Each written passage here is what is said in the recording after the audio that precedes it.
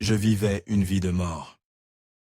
Avec cette confession glaçante, Tina Turner a révélé l'obscurité, tapie derrière sa couronne étincelante de reine du rock'n'roll.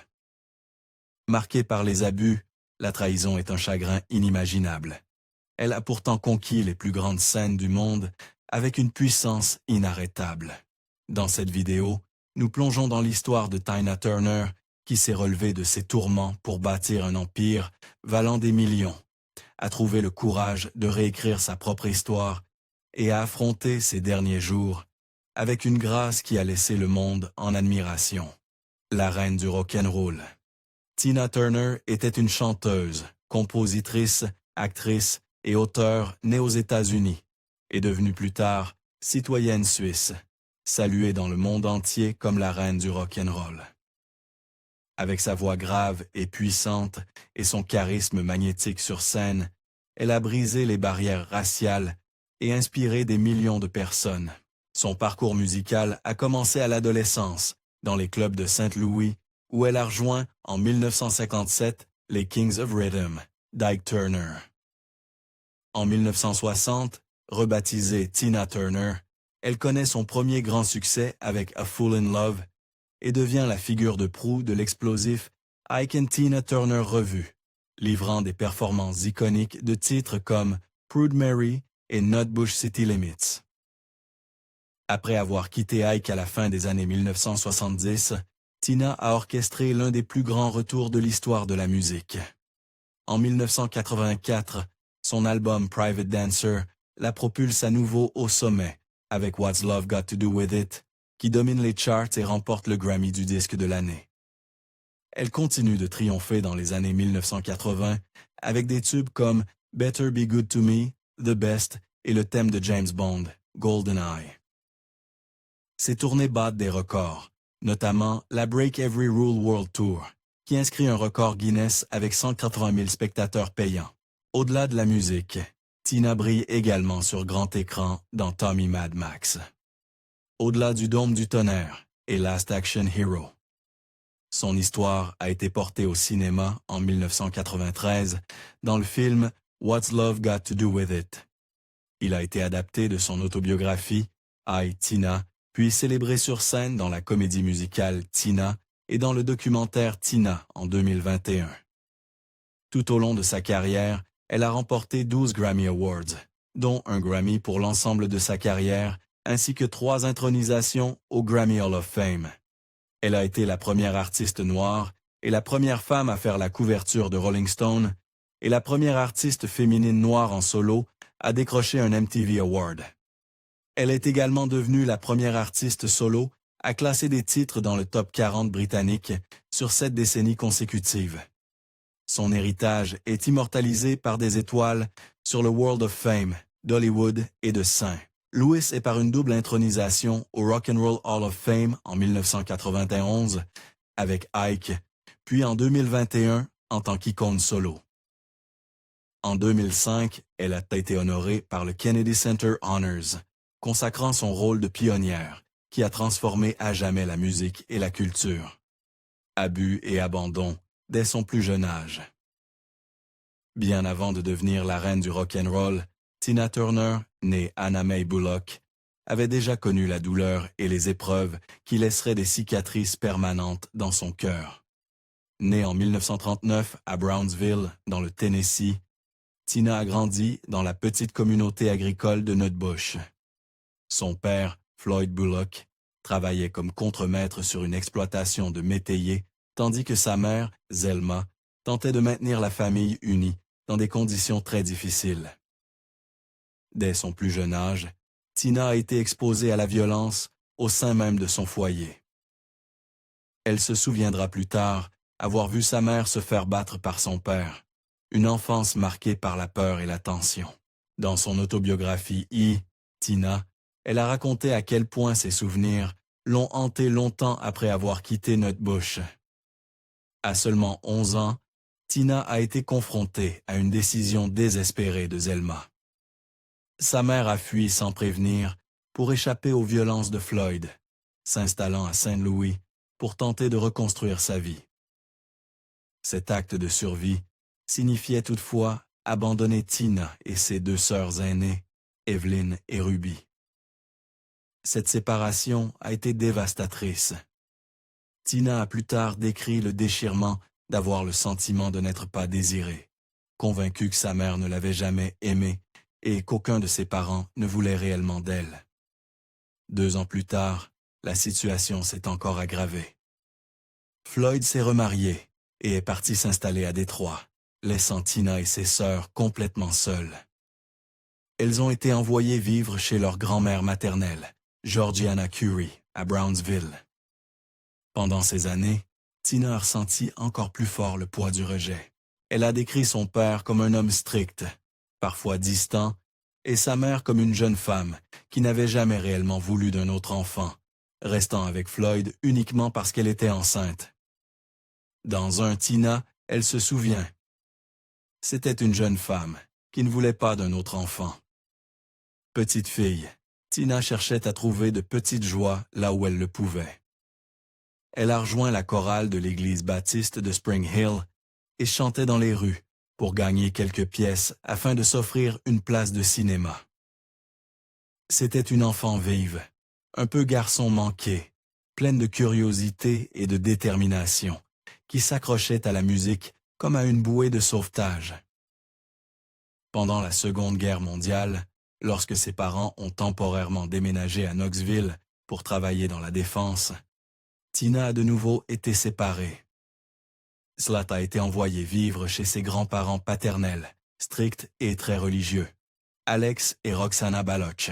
Tous deux étaient diacres et diacones à l'église baptiste missionnaire de Woodlawn et imposaient une discipline rigoureuse. Bien qu'elle les respectât, Tina n'y ressentait aucune chaleur véritable, seulement des règles et des attentes.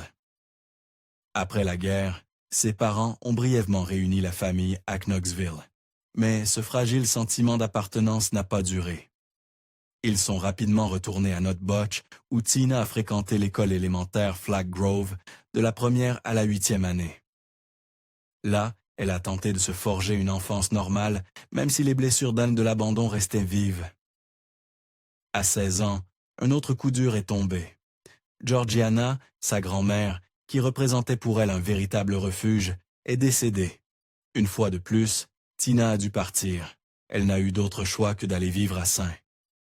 Louis, avec sa mère, qu'elle connaissait à peine désormais. Elle a obtenu son diplôme du lycée Sumner en 1958, tout en travaillant comme aide-soignante à l'hôpital Barnes-Jewish, essayant de reconstruire sa vie à partir des morceaux épars d'une enfance brisée. Même à ce moment-là, la tragédie semblait la poursuivre. Alors qu'elle travaillait pour la famille Henderson à Ripley dans le Tennessee, Tina a appris une nouvelle bouleversante. Sa demi-sœur Evelyn était décédée dans un accident de voiture, en même temps que ses cousines Margaret et Vela Evans. Cette perte s'est ajoutée à toutes celles qu'elle avait déjà subies si jeune. À l'adolescence, Tina avait survécu à plus de chagrin que la plupart des gens n'en vivent en une vie entière. Violence familiale, abandon répété et décès de proches. Ces expériences lui ont laissé un profond sentiment d'isolement, mais ont aussi semé en elle une force de résilience farouche. À peine sortie du lycée, elle a trouvé son échappatoire dans la musique, chanter dans la chorale de l'église, puis se produire dans les clubs de saints. Louis lui a apporté un sentiment d'appartenance et de but qu'elle avait rarement connu enfant. Ce parcours l'a menée jusqu'au club Manhattan à East Street. Louis, où en 1956, elle a rencontré Ike Turner, un musicien charismatique mais profondément tourmenté qui allait bouleverser sa vie pour toujours.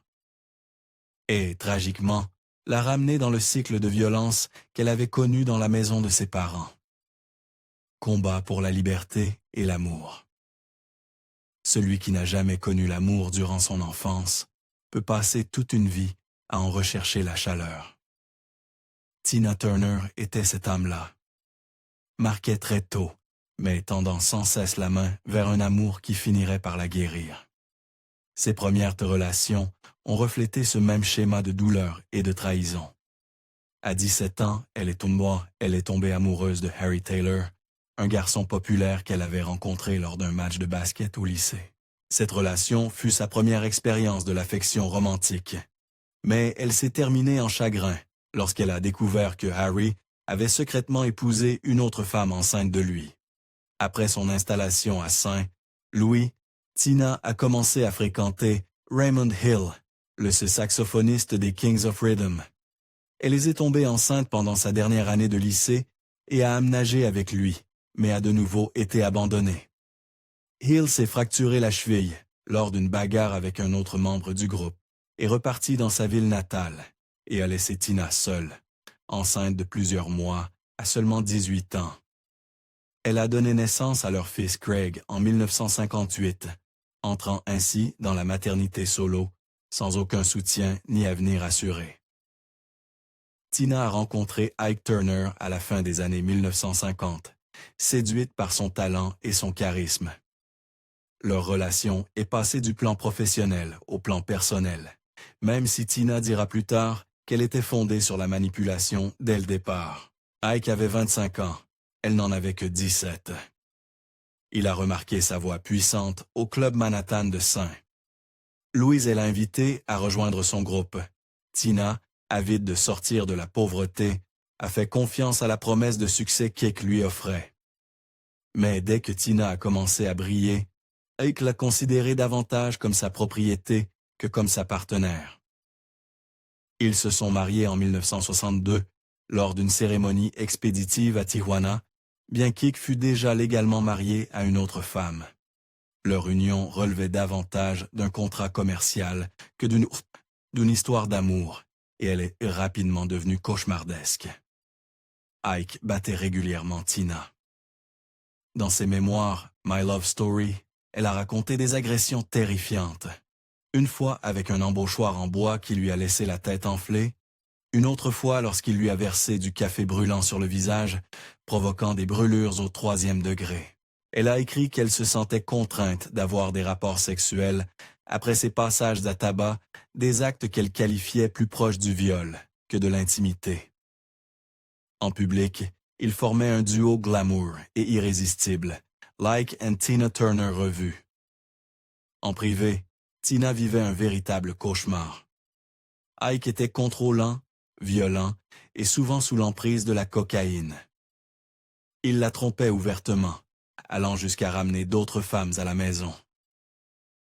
Tina se sentait piégée, persuadée qu'elle n'avait aucun moyen de partir, car elle devait s'occuper de ses enfants et n'avait pas un sou à elle. En 1968, après des années de violence ininterrompue, Tina a tenté de se suicider. Elle a pris une overdose de somnifères, disant à son médecin qu'elle avait des troubles du sommeil pour obtenir une ordonnance. Dans My Love Story, elle expliquait « À mon point le plus bas, je me suis persuadée que la mort était ma seule issue. Elle a survécu, mais cette expérience de mort imminente a marqué un tournant. » En 1976, après une autre agression brutale, elle a fui Ike avec seulement 3 Lane 600 et une carte de crédit mobile en poche, trouvant refuge dans un Ramadain de l'autre côté d'une autoroute. Elle a demandé le divorce le même mois. Les hommes dicks l'ont menacée par la suite, allant jusqu'à tirer des balles sur les lieux où elle se cachait. La bataille judiciaire la laissait quasiment sans ressources. Tina a confié plus tard à Oprah. « Je suis forte. J'ai survécu au divorce, à la séparation, à la violence, et je n'ai jamais laissé ça me briser. » En 1978, leur divorce a été prononcé. Tina a conservé son nom, mais a renoncé à presque tout le reste, y compris sa part du studio d'enregistrement et ses futures royalties. Elle a dû tout recommencer à zéro, survivant grâce aux bons alimentaires et à des concerts dans des clubs. La renaissance de Tina a eu lieu en 1986, lorsqu'elle a rencontré Erwin Bach, un cadre allemand de l'industrie musicale. De 16 ans, son cadet. Erwin avait été envoyé par son label pour l'accueillir à l'aéroport de Düsseldorf et Tina s'est souvenue dans le documentaire HBO Tina. Il avait le plus joli visage. Mon cœur a fait baboum. Ils sont tombés amoureux presque instantanément. Contrairement à Ike, Erwin soutenait l'indépendance de Tina et n'a jamais cherché à la diminuer. Ils ont été ensemble pendant 27 ans, avant de se marier en 2013 sur les rives du lac de Zurich. Tina a écrit dans son livre « Happiness Becomes You ».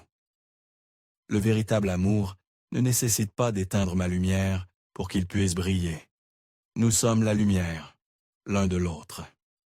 Dans ses interviews plus tardives, Tina a été claire. Elle avait pardonné à Ike, mais n'aurait jamais retravaillé avec lui. Ike n'était pas quelqu'un que vous pouviez pardonner, et laisser revenir a-t-elle déclaré au Sunday Times en 2018. Sa pratique bouddhiste l'a aidé à guérir de décennies de traumatisme, transformant la haine en compréhension. Malgré 2 relations ratées au début et un mariage tragique avec Ike Turner, Tina a choisi de considérer son parcours comme une source de force. Elle a un jour confié au magazine People « Je n'ai aucun regret. Je suis heureuse. Je suis assise dans ma maison au bord du lac et je ressens la paix. J'ai survécu à tout et je n'ai pas laissé cela me détruire. » La douleur de la maternité. La vie personnelle de Tina a été marquée non seulement par des drames amoureux, mais aussi par les épreuves de la maternité. Son premier enfant, Craig Raymond Turner, est né en 1958 de sa relation avec le saxophoniste des Kings of Rhythm, Raymond Hill. Malheureusement, la vie de Craig a reflété de nombreux schémas douloureux, vécus par Tina elle-même. Enfant, il a dû être témoin des violences physiques et psychologiques que Tina subissait de la part d'Ike Turner, son père adoptif. Ces traumatismes précoces ont semblé laisser une empreinte sur l'esprit de Craig, une ombre de douleur qui ne s'est jamais complètement dissipée. En juillet 2018, l'impensable s'est produit lorsque Craig est mort par suicide à l'âge de 59 ans. Tina a décrit le moment où elle a dispersé ses cendres au large des côtes californiennes, comme le moment le plus triste de ma vie de mère. Elle a plus tard avoué qu'elle ne comprenait pas entièrement ce qui avait poussé son fils à un acte aussi désespéré, seulement qu'il s'était senti seul et avait eu du mal à trouver sa place. « Je ne sais toujours pas ce qui l'a mené au bord du gouffre », a-t-elle confié en interview. Soulignant que Craig, malgré un bon emploi et une nouvelle relation, portait peut-être des blessures plus profondes que personne n'avait su voir. Son deuxième fils biologique, Ronald Ronnie Turner, est né en 1960 durant son mariage tumultueux avec Ike. Les premières années de Ronnie ont été marquées par le chaos de la relation orageuse de ses parents. Il a assisté à leurs violentes disputes, au stress constant des tournées et à la colère imprévisible d'Ike, ce qui a profondément fragilisé son sentiment de sécurité. À l'âge adulte, Ronnie a rencontré de lourdes difficultés, notamment des problèmes de toxicomanie et de santé. Malgré un certain talent de musicien, il jouait de la basse dans un groupe. Sa vie a été jalonnée de problèmes judiciaires et de lutte contre l'addiction. En décembre 2022, le drame a encore frappé lorsque Ronnie est mort à 62 ans des suites de complications liées à un cancer du côlon. Tina a pleuré publiquement sa disparition, affirmant avoir perdu une nouvelle part précieuse de son cœur. Cette mort s'est ajoutée à la longue chaîne de deuils qui ont marqué sa maternité. Un deuil d'autant plus cruel qu'il ravivait le souvenir d'un fils talentueux et aimant, qui n'avait jamais pu échapper complètement aux ombres du passé. Au-delà de ses 2 fils biologiques, Tina avait aussi tenté de fonder une famille avec les enfants qu'Ike avait eus de précédentes relations. Elle a adopté Ike Turner Jr. et Michael Turner, qu'elle a élevés comme les siens. Mais après son divorce avec Ike, ses liens sont devenus distants et complexes. Tina a reconnu qu'elle se sentait un peu étrangère à ses fils adoptifs, à l'exception de Craig, et cette distance ne s'est malheureusement jamais vraiment résorbée. Ike Jr. et Michael avaient été pris dans l'orbite toxique de la violence et du contrôle d'Ike, et malgré les efforts de Tina pour les protéger et les aimer, les blessures familiales étaient trop profondes pour se refermer. Des années après avoir quitté Ike, Tina s'est battue pour construire une nouvelle vie pour elle et ses enfants. Mais les dommages du passé ne pouvaient pas être effacés. En interview, elle a exprimé sa tristesse de n'avoir jamais pu retisser complètement ses liens avec les garçons après le divorce, affirmant qu'elle aurait tout fait pour les aider à guérir. Si Craig était resté le plus proche d'elle, Ike Jr. et Michael se sont éloignés, en partie à cause de leur loyauté envers leur père, et en partie à cause de l'environnement chaotique et douloureux dans lequel ils avaient grandi. Affronter la fin avec grâce.